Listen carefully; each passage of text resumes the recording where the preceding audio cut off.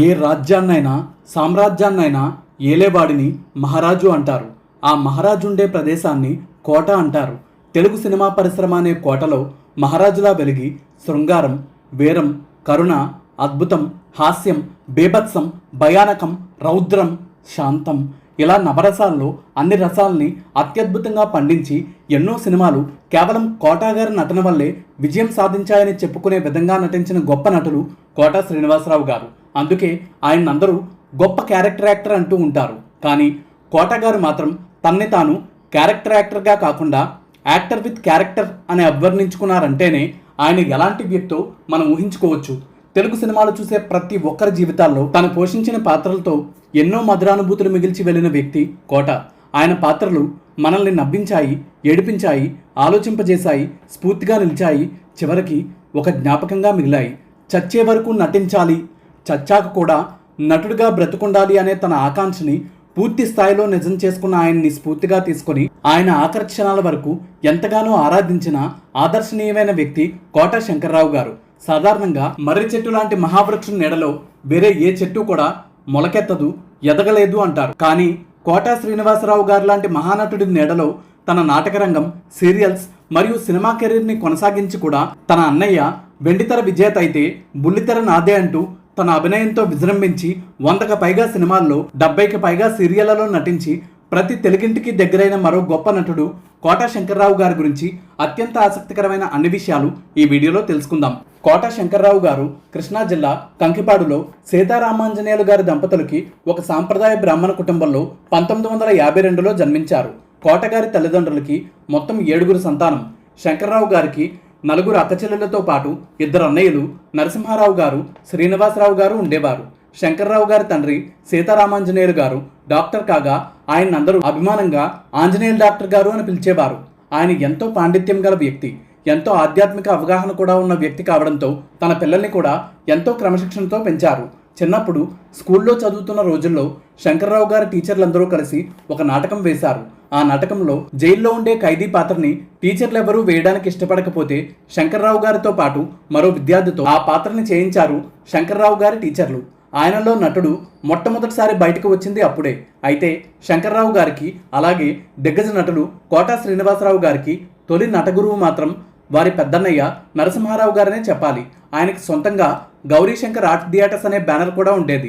ఆ బ్యానర్ పై ఆయన తన మిగతా 2 సోదరులు కొంతమంది స్నేహితులతో కలిసి ఎన్నో నాటక ప్రదర్శనలు ఇచ్చేవారు. అయితే వారు నటించే నాటకాల్లో నరసింహారావు గారు హీరోగా, శ్రీనివాసరావు గారు విలన్గా నటిస్తే అప్పటికి కేవలం 18 ఏళ్లే అయినప్పటికీ శంకర్రావు గారు తన పెద్దన్నయ్య నరసింహారావు గారి తండ్రి పాత్రల్లో నటించేవారు. దాదాపు 40 ఏళ్ల క్రితమే ఆయన దూరదర్శన్ ద్వారా తన సీరియల్స్ కెరీర్ మొదలుపెట్టారు.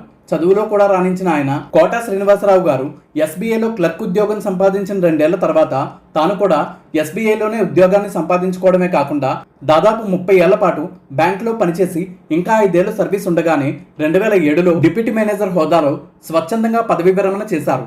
కోట గారి పెద్దక్క 93 ఏళ్ల వయసు వచ్చే వరకు ఎంతో ఆరోగ్యంగా జీవించగా వారి పెద్దన్నయ్య మాత్రం 65 ఏళ్ల వయసులోనే చాలా కాలం క్రితమే కాలం చేశారు. అయితే కోట గారు మరణించే రోజు వరకు ప్రతి వారం కూడా తన అన్నయ్యను కలవడమే కాకుండా ఆయన బాగోగులు చూసుకునేవారు శంకర్రావు గారు. అంతేకాకుండా తరచూ తన అక్క చెల్లెలతో కలిసి ఆయన్ని కలిసేవారు. అందరూ అన్నదమ్ములలాగా శ్రీనివాసరావు గారు శంకర్రావు గారి మధ్య కూడా ఎంతో ప్రేమానుబంధంతో పాటు ఎన్నో మధురమైన అనుభూతులు కూడా ఉండేవి. చిన్నప్పుడు ఎప్పుడైనా థియేటర్లో సినిమా చూడాలంటే వారి ఊరికి 20 కిలోమీటర్లకు పైగా దూరం ఉన్న విజయవాడ వెళ్లాల్సి వచ్చేది. అయితే అన్నదమ్ములిద్దరూ ఎంతో సునాయాసంగా సైకిల్ మీద వెళ్ళిపోయేవారు. అలా ఒకసారి సినిమాకి వెళ్ళినప్పుడు శంకర్రావు గారి వద్ద 20 రూపాయల నోట్ ఒకటి ఉండేది. అప్పటికి 20 రూపాయలంటే చాలా ఎక్కువ. దాంతో సినిమాకి వెళ్ళినప్పుడు దారిలో ఏ షాప్ దగ్గర కూడా చిల్లర ఇవ్వకపోవడంతో మొత్తం సాయంత్రం వరకు తన వద్ద ఉన్న డబ్బులే ఖర్చు పెట్టారు శ్రీనివాసరావు గారు. కానీ ప్రతి షాప్ దగ్గర శంకర్రావు గారు 20 రూపాయల నోటు బయటకు తీయడం, వారు చిల్లర లేదని సమాధానం చెప్పడంతో చూసి విసుగొచ్చిన శ్రీనివాసరావు గారు తన తమ్ముడి వద్ద ఉన్న 20 రూపాయల నోటు తీసేసుకున్నారట. అన్నదమ్ములు అయినప్పటికీ శంకర్రావు గారితో స్నేహితుడిలాగే ఉండేవారు శ్రీనివాసరావు గారు. 3 అన్నదమ్ములు కూడా మంచి నటులు కావడంతో పాటు మనం మహానటులం, మన కోసం రాఘవేంద్రరావు గారు, కె విశ్వనాథ్ గారు లాంటి దర్శకుడు వచ్చి మనకు అవకాశాలు ఇచ్చేస్తారనే భ్రమలో ఉండేవారు. అంతేకాకుండా దూరదర్శన్ ఛానల్లో ఎక్కువసార్లు కనిపించి మనల్ని ఎవరైనా గుర్తుపడతారేమో అని రోడ్డు మీద తిరిగేవారు శంకర్రావు గారు.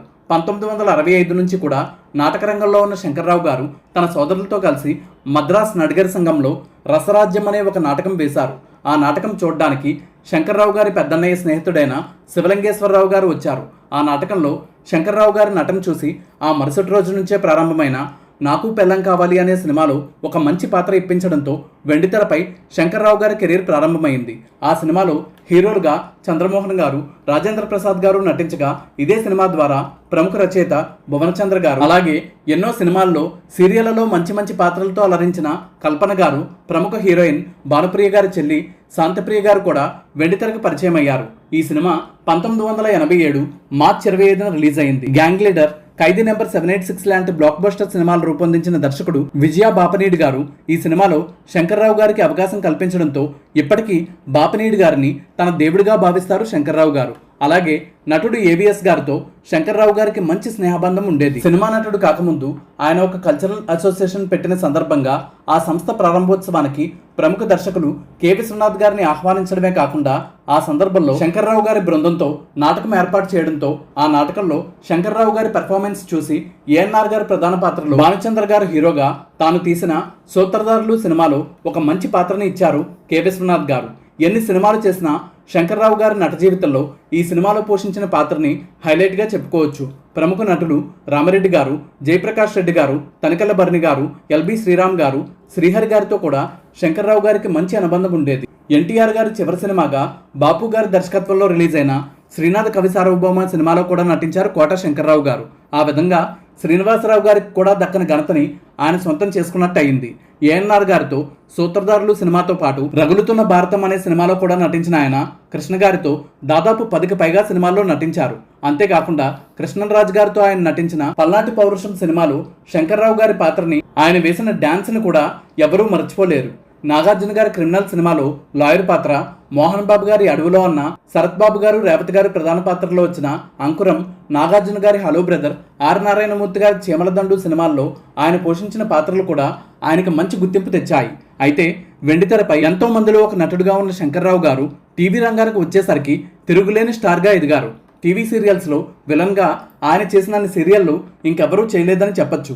మొత్తం 70 సీరియల్స్లో ఆయన నటిస్తే విలన్గా 50కి పైగా సీరియల్స్లో నటించడం విశేషం. శంకర్రావు గారికి 3 సంతానం.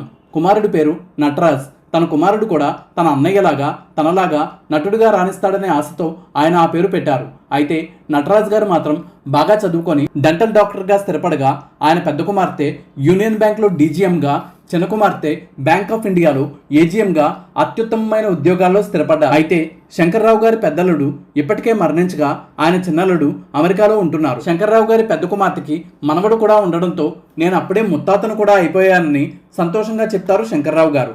శ్రీమతి అనే సీరియల్లో గాన గంధర్వులు ఎస్పి బాలసుబ్రహ్మణ్యం గారితో కలిసి 3 ఏళ్ల పాటు నటించిన శంకర్రావు గారు కలసుందాం రా సీరియల్లో ప్రముఖ సంగీత దర్శకులు చక్రవర్తి గారితో కలిసి 3 ఏళ్ల పాటు నటించడం తన జీవితంలో మరచిపోలేనివని చెప్తారు. సీరియల్స్లో ఉత్తమ నటన కనబరిచిన శంకర్రావు గారు ఆ రోజుల్లోనే దూరదర్శన్తో పాటు ఆల్ ఇండియా రేడియోకు కూడా ఏ గ్రేడ్ ఆర్టిస్ట్గా ఉండేవారు. అంతేకాకుండా స్టేట్ బ్యాంక్ ఆధ్వర్యంలో పెట్టే నాటక పోటీల్లో కూడా ఎన్నో ప్రదర్శనలు ఇచ్చేవారు. ఇప్పటి వరకు దాదాపు 1200కి పైగా ప్రపంచవ్యాప్తంగా ప్రదర్శనలు ఇచ్చారు. అయితే కొత్తగా వచ్చే నటులకి ఆయన చెప్పేది ఒకటే, సినిమాలు లేదా సీరియల్స్లో నటించి మంచి పేరు ప్రఖ్యాతులు తెచ్చుకోవాలంటే పనసకాయంత ప్రతిభ ఉంటే సరిపోదు, ఆవగింజంత అదృష్టం కూడా ఉండాలి అని. నిత్య సాధన చేస్తూ నటనకి మెరుగులు పెట్టుకుంటూ సినిమా దర్శక నిర్మాతలతో సత్సంబంధాలు కొనసాగించాలి.